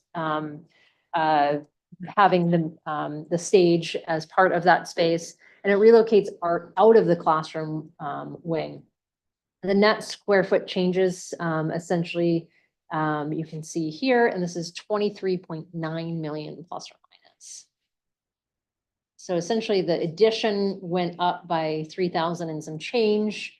It's mostly that classroom addition you're seeing on the end of the classroom wing. And this is to right size for the max enrollment. Option 2 looks at it a little bit differently. So this looks at, instead of adding on next to the gym, we keep music where it is. And we do not have, an addition on that end by the gym. We have an addition at the admin, and we have an addition at the end of the classroom wing. This becomes a 2-story, 4-classroom addition. What it does is it provides that 13th classroom for 7th grade, that 13th classroom for 8th. It gets art out of the classroom wing, and you can build a more appropriate art space in there, as well as it provides a PE classroom. So you can see that here on the second floor as well. So here, previously, again, the middle school was designs you saw were 12 classrooms. This ups this to 13, so it still addresses the max enrollment. By adding those 4 classrooms, it addresses the added 7th and 8th grade classroom, the PE classroom, and the art classroom. This does not improve music spaces or return the stage to the cafeteria. There are some gathering spaces that were changed from minor to major square footage for classroom addition. The major renovation was removed from the music spaces, and the music addition was removed. This netted in a decrease of the addition square footage compared to the previous option. And this comes out at 16.5 million plus or minus. So this is option 2 in C, D, and G. You'll see that one of the considerations for saving costs is to defer any work at the middle school as another scenario as well.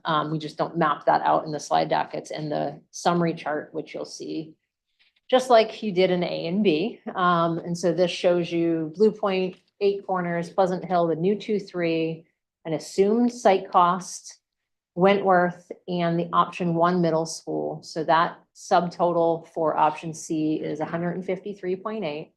And then the considerations for C, D, and G look at pretty much removing the middle school scope except for the pavement and the repavement under the portables and the demo of the portables for the 6th grade classrooms. So that brings that down to 133.3. And then if you were to decide to defer the addition at Wentworth, you would bring that down to 123.8.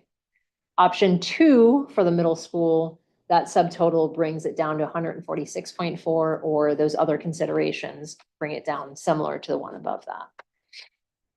So D is a new K3 school. This went from 15 classrooms per grade to 1 grade with 14 and 2 with 15. And we essentially reduced common spaces due to enrollment and added an elevator. So the net change here is about 1,850 square feet. Price for this rough order of magnitude 103.3. Wentworth remains the same as the other options, as well as option 1 for the middle school and option 2 for the middle school are the same that you saw for option C. So I'm just going to jump forward to the summary table.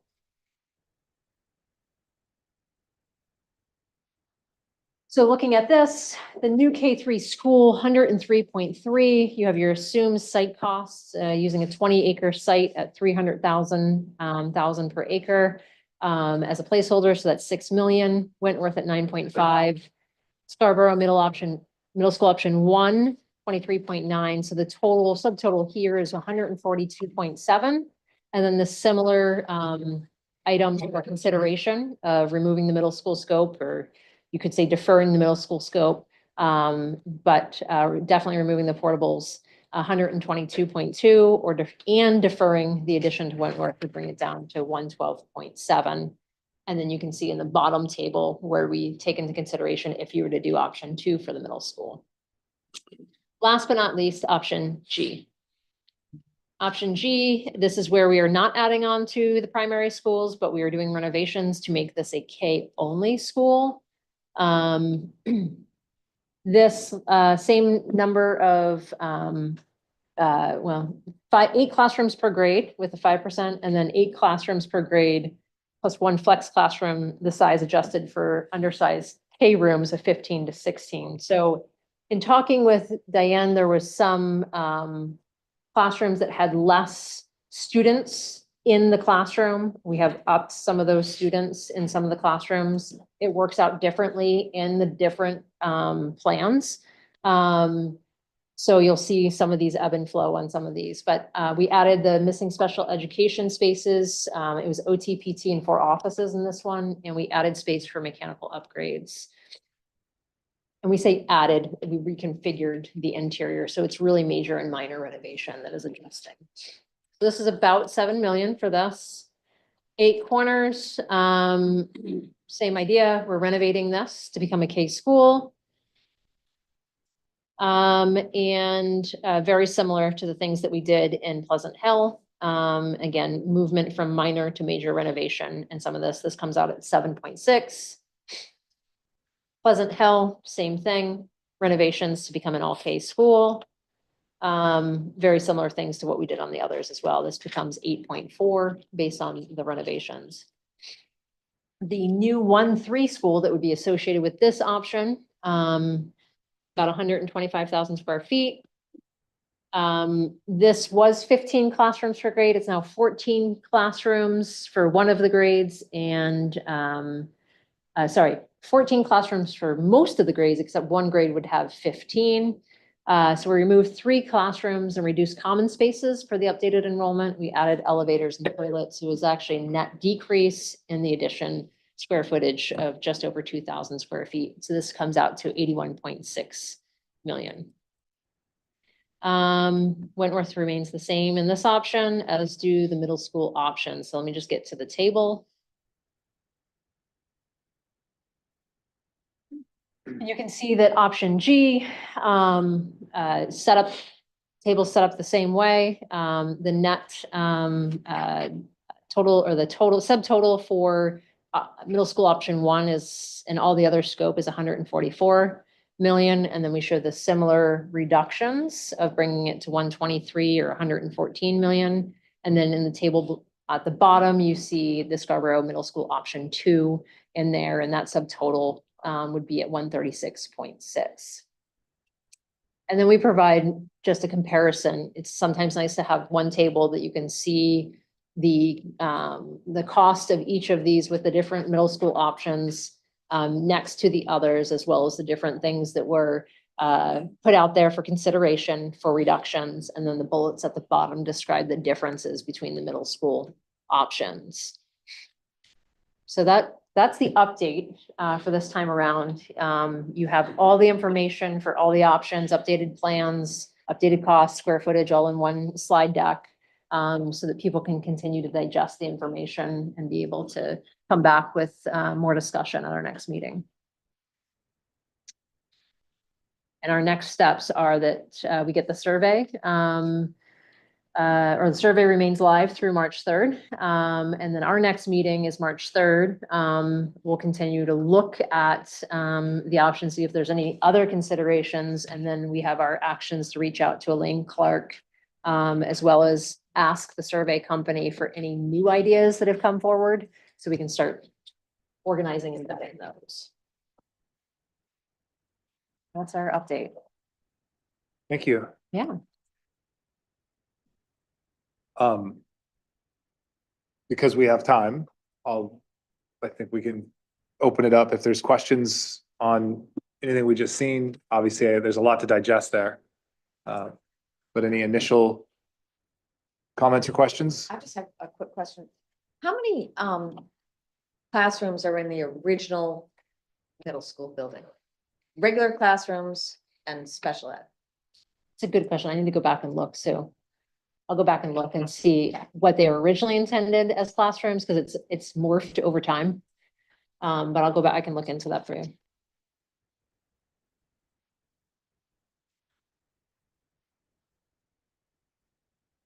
Like, I know, Wentworth has a original number of classrooms, but several SPED programs have come to be, and they have had to take over some of those classrooms, which is, I know, the case at the middle school as well, but we can look at what originally it was done for or designed for.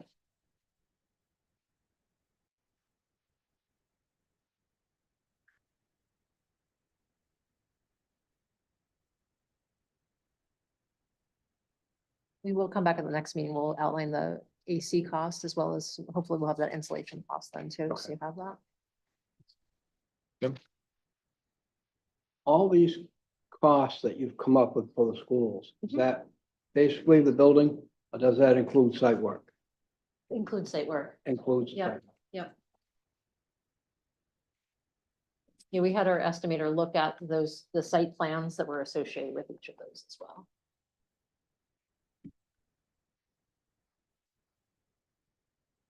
On Blue Point, the addition, I think it's an option B. The way that that grade is, where it drops so steep, would that be, first floor actually be ground level, and then the second story on that addition would be level with the existing building? Just curious. Yeah, we get to B. Point. So in B, it's only a one-story addition. Sorry. Maybe it was A. Um,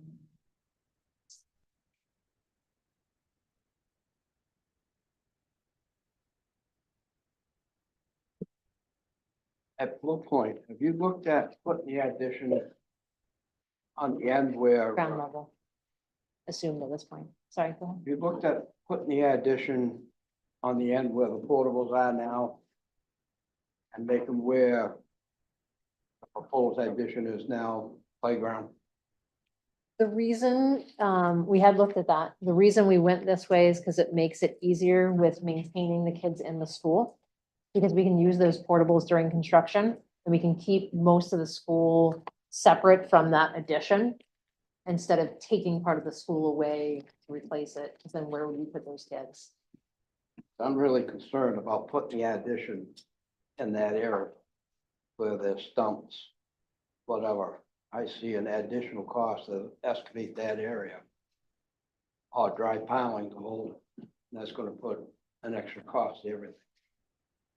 It could, there are things that we come across with, soils and sites all the time. There's some level of contingency that's carried in some of these numbers, but we'd have to look into that.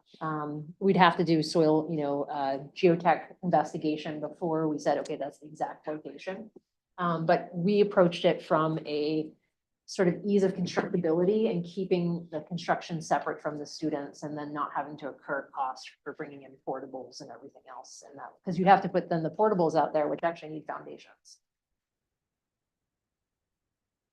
We'll point them over the Little League field. Yes. Are we gonna disturb the Little League field? And it's not used as. A what field? There's a field back there. that's Baseball not field. used, The yeah. Little League? It Yes. used to be.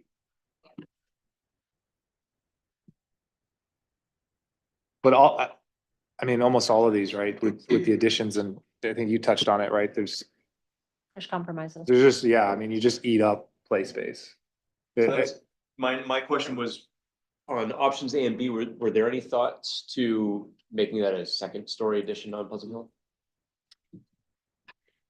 On Pleasant Hill, let's see. Let me go back to sharing. Separate. And if you did, does that free up any significant space enough? Is it too expensive? So which option were you referring to just for reference? A and B, and you said Pleasant Hill? Yeah, Make it smaller, taller. yeah. That's what we originally envisioned in phase one. How come? I can't see. There we go. Oh, let's try that again. There we go. All right, let me get to Pleasant Hill. Pleasant Hill A is a two-story addition. Oh, I assumed it was the same as B. And then in B.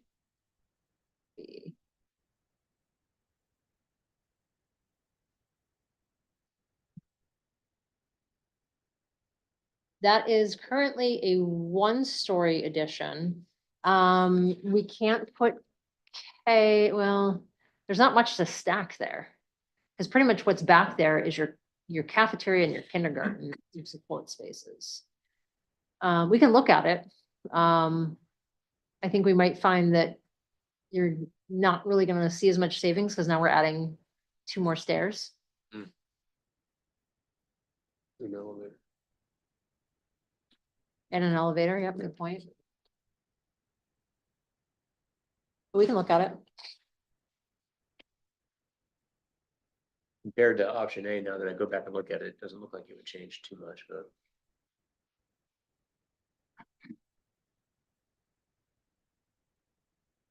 Option A.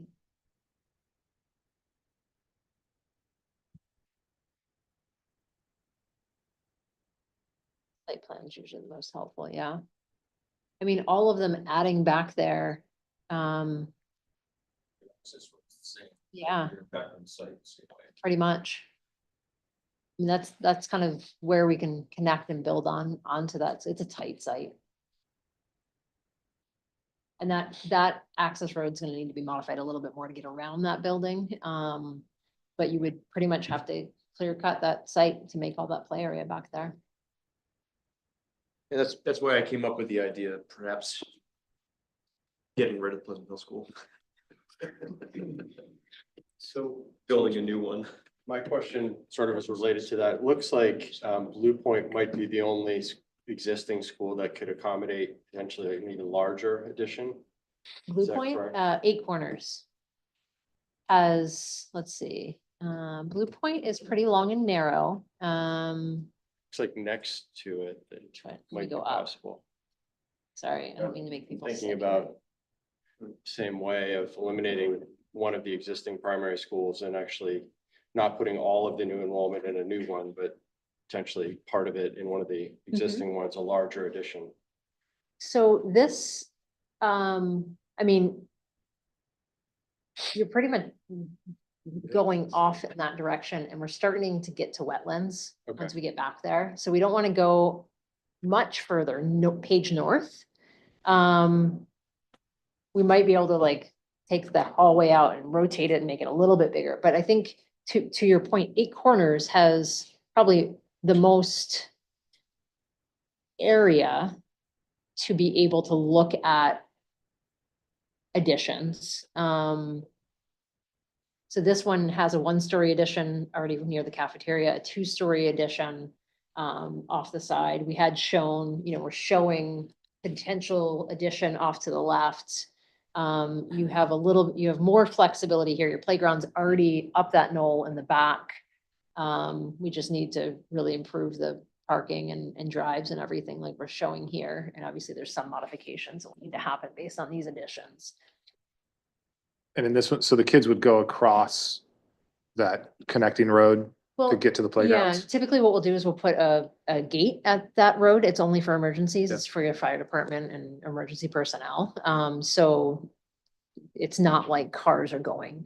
Okay, so it's not actually connecting the parking lots for Mm. staff and, okay, thanks. That would not be the intention. The intention is so that the fire department has access all the way around the building. Okay. So that parking lot, when people leave, will come back out to Muzzy Road. Yes. Is that gonna interfere with the buses? Oh, no, there's a new bus loop, I'm The sorry. new bus loop. I mean, they'll intersect at some point where they'll have to take turns in turning out of there. Question for you, that a lot of discussion the last few minutes has been around what sites can accommodate expansion based upon their current footprint. And I'm gonna ask you a question, and I need you to tell me I'm crazy, but I need you to tell me why I'm crazy. Uh-oh. Building up on top of existing Hmm. structures, is that too cost prohibitive? Is it too disruptive? What would the reasoning be for taking, for example, the Blue Point footprint and not building up an additional story? That's a good question. It comes up a lot. So essentially, the existing buildings are structured for their existing configuration. If they are not engineered to just receive a 2nd story on top of them. So what you would have to do is what is called an overbuild. So essentially, you create a new footing outside of the existing footing. We create a new exterior wall, go up, create a floor and build up and over. So it is more costly. Because you're literally you have this shell down below that you're just not using, or structure down below that you have to build to get up to Like an that. exoskeleton. basically. Exactly, yep. So I wouldn't say you're crazy. I would say that it'd be costly. Came up a lot in phase All acts. Anything is possible with money. Good questions, though. So my question is, what is the operating expense of each one of these buildings? Each school? Hmm. How much money has to be allocated for running the school, meaning administration, teachers, et cetera? The reason why I'm asking this is I'm thinking from a community point of view, if you're spending millions of dollars for all of these, what I would say, small neighborhood schools, you're talking about 3 neighborhood schools, Maybe 4. et cetera. Yeah. Millions of dollars, and now they have to run. What's the cost? What's the cost of the operating expense of each one of these schools? Yeah, Is that's, it cost effective?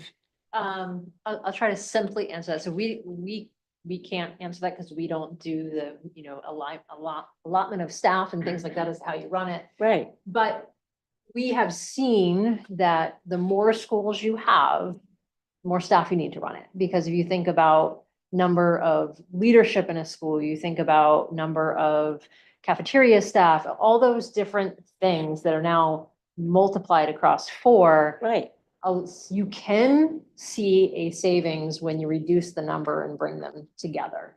Right. But we don't have that information. That's something that the school district will get into as we get closer to narrowing this down, because it's a pretty in-depth analysis to do that. Marilyn, Thank you. you weren't in the first SBAC, but if you go into the Google Drive, you'll find the business case from the referendum that these guys actually did the operating cost estimates for 4 schools versus the consolidated schools. So it's old data now, but if you're just for curiosity, if you want to go see that, it's in there. It gives you a pretty good idea of what the difference will be. And where do I find that? It's in the Google Drive under SBAC 1 reference docs. It's called the business case. Oh, there you go. Happy to do. Easy button. And I think, Here to help. I think Diane is committed to giving us a high level operating cost once the choices are reduced. Yeah, she said that she will do that once we get it down to like 1 or 2. But right now, her trying to do that for all these schools, she would have to drop everything she's doing and work on it for like 3 weeks straight just to try to get us that information. And they're trying to do a budget right now, so it's really not a prudent time to be doing that. Anything else before we go to public? Yeah, Sue. I feel like we are so far from where I had hoped we would be with these costs that I don't know, how are we ever gonna get there? And all I think is that, are we doing things that are needless? For instance, in option G, where all that's left in the 3 neighborhood schools is kindergarten, technically, maybe someday pre-K will come along. But we're still doing $23 million worth of renovations. Right, And like, crazy making. we could just pull 2 grades out of there today and those schools would run. I mean, with kindergarten, and it wouldn't be the best. Like, I'm not saying it wouldn't be great. And the nurses' station would still be tiny, but maybe there'd be an empty classroom that could be subdivided. I don't know. We're at 121 or 100 and, some of these the totals are so high. I don't see how we're ever gonna get down to, say, 85 million. I don't see how we're gonna get to a point where the voters will approve these options the way they are shaping up at this point. What has to happen? I mean, Classroom size. Hmm? Classroom size. what do you mean? Wouldn't we have to compromise on classroom size to reduce the scope of these renovations? Isn't that what we've been talking about? How many students? are in Yeah, the classroom? yeah, sorry, the square footage of the classrooms. Isn't that what we've kind of said at the previous meetings? I think that was mostly around the kindergarten size, right? Yeah.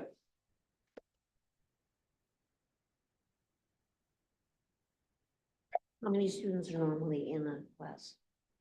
I don't know. What do we I, know there? Sue, I think you bring up a really good point, right? And, you know, you're looking at it from we've got to reduce more scope. But I wonder if the other side of the coin is, we've got to educate the voters that this problem is bigger than 70 million. 70 million might not solve this problem, right? I mean, that's what I'm learning, right? 99, we can get option A at 99 with all kinds of compromises. That's renovations that we'll probably be doing for the next 20 years. And every year we'll try to pass a budget to add more, right?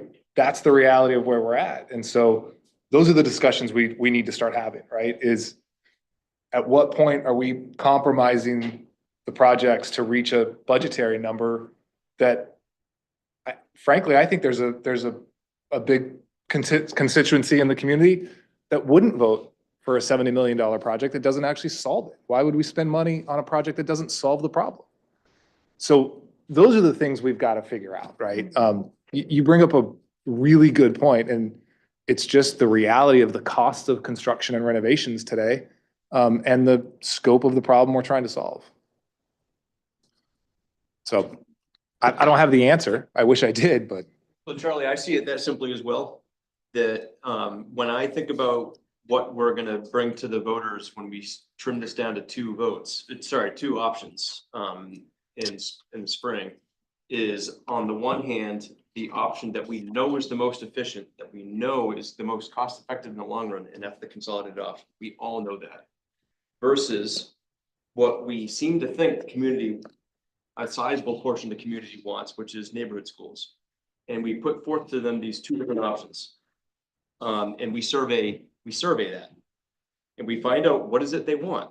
And if we find out the community will more than likely vote for a neighborhood option that is probably not going to be the most efficient, but it's what they want, then that's what we go through for in November. I kind of see it that simply. Yeah. Me too. Yeah. And I think, I mean, honestly, like I am super sensitive to members of the community that are feeling like these numbers are still too high. Obviously, that weighs heavily on me, with my town council hat on, but I'm feeling much more comfortable about where we are. I had feared we were gonna be orders of magnitude higher than where we are. So I will bring that perspective that given how far we are in this process and all of the different options that we have considered and all of the different strategies that we have used and the different problems that we're trying to solve for, I think we're getting closer and closer and closer to really figuring out exactly what our priorities are and being able to show the community this is how much it's going to cost. And I think, Charlie, you make a point about education. And I would add to that we need to politely and correctly educate or make the information available about the cost implications of renovation versus new, operating costs of multiple schools versus single schools. People may say they want X, but they only want to pay for Y. Well, you can't have that. You have to decide, and you have to say, I really want my kids to be able to walk 10 minutes to their school, but I don't want to pay whatever in taxes. I mean, take your pick. Mm. And so I think we need to make sure that we keep mentioning the cost implications down the road, the operating cost, at least as a relative difference, so that people understand that. And then they make, an informed choice. Along with that education, gotta think about the folks on fixed income. They're gonna be looking at $300-400 increase for school, then who knows what's going on in Washington, but probably 3% budget increase.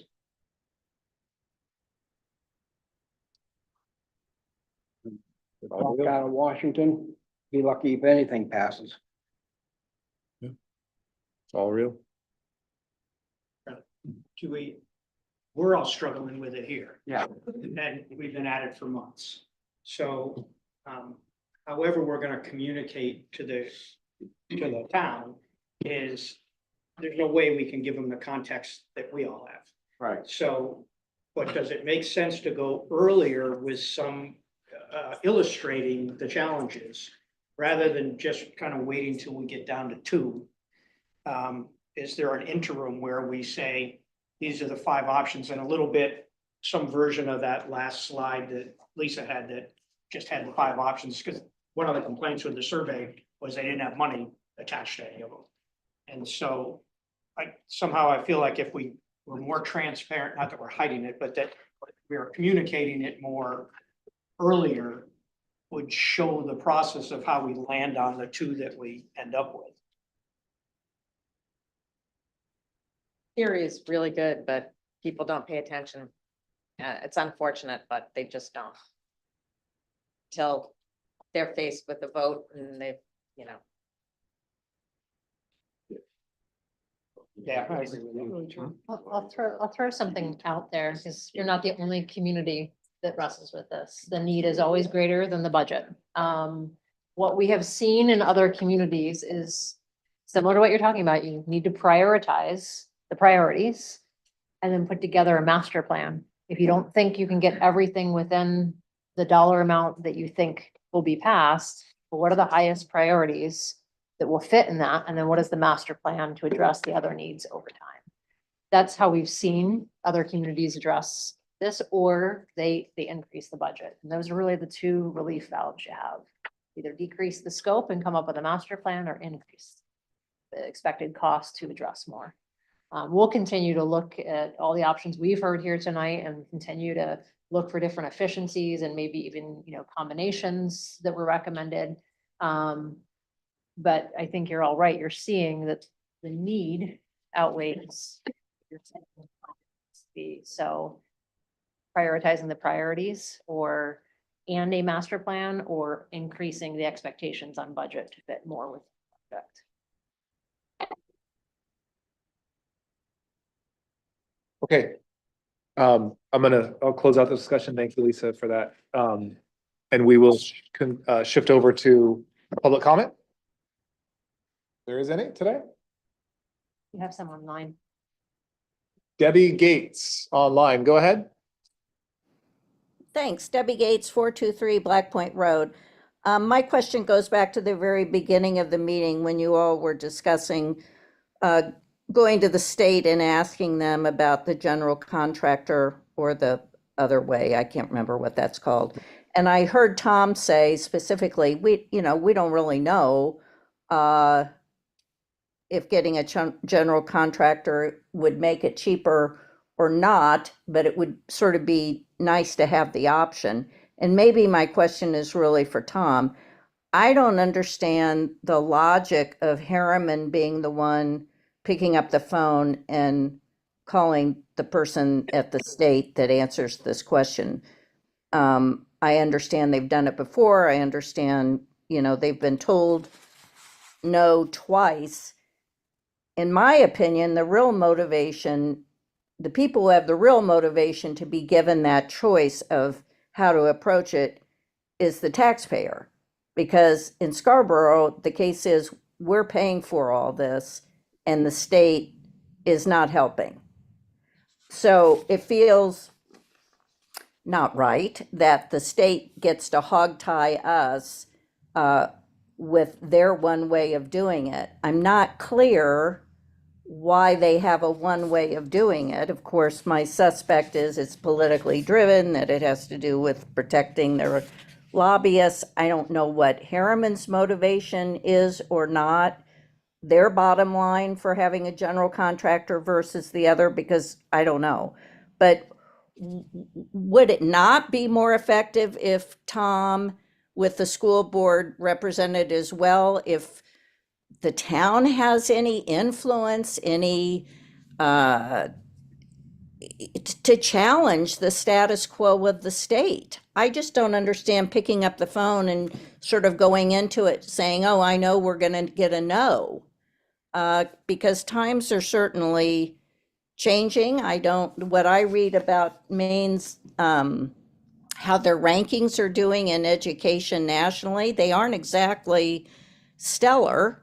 So why can't there be a pushback to say from the town, look, we're paying for everything? You know, give us the freedom to check this out both ways. I don't get that. And maybe Tom can answer it, or Yeah, Mrs. Gates, I would certainly be pleased to be part of that conversation. Ray Grogan's here, the assistant superintendent. I expect he and Diane would be part of that as well. So no, your point's well taken. And for my part, I will push back. I don't think there's any harm in asking those questions. I don't think we're gonna damage any relationship. So I'm pleased to be part of that and will. Yeah, I was just gonna add that our intent was to ask Elaine Clark, who's the Deputy Commissioner for the Department of Administration and Financial Services, what the process would be for the town to approach it now that this process has sunsetted. Now, our intent isn't to ask for permission from the town. We agree that that should be advocated by the town itself. So we just want to find out the pathway for which, and you folks may want to pursue this, and then. I just think the time is rich that you can push hard. Thanks. No, thank you so much. Good point. Anybody else online or in the room? Yeah, go ahead. Matt Garrett, live off Black Point Road.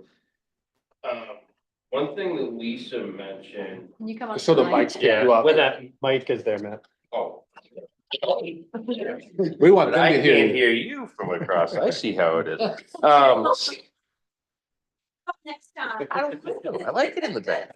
So, but my question is, Lisa brought up something about spreading a contractor over 4 different sites, having mobilization costs and everything else. Why aren't they're gonna be 4 different scopes of work? So why can't all of those go to bid individually instead of having it in one bunched scope? Yeah, we could look at it both ways. I think it opens up competitive bidding, first of all. You're not spreading a contractor thin over multiple areas in town either. There's pros and cons both ways. So, right.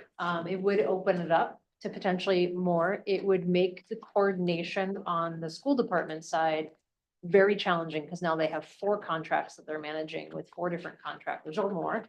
And it can become quite cumbersome. And you may have, you know, one contractor doing it one way and another. It can get complex. Or you can put it out as one project and you have a larger contractor, usually the more seasoned ones in school construction. Not to say you shouldn't do it one way or the other, but there are pros and cons each way. Well, and it kind of brings up another question. So in all of these cost saving measures towards the end, the cost saving, some of the major cost saving measures are to defer the improvements to the middle school in Wentworth, like in C and G. But where we're removing grades from the neighborhood schools, it seems like the scope of work would be less, and those would be easier to defer than it would be to defer the scope in Wentworth and middle school. The reason that the scope deferral is put in there is because you're going to realize the increase in students in the K2 first. And therefore it is looking at, you address that, and the deferment is, you know, you will see the increase in those grades of Wentworth and middle school later. The latest to Sue's point in the middle school, which is why we talked about potentially deferring that, because you can almost do like a wait and see to see if that same population is going to head towards that middle school. The Wentworth is a stretch, those kids are born, we know they're coming to that school. So it's essentially looking at that. Deferring the K2 means we won't have space for those kids entering those schools.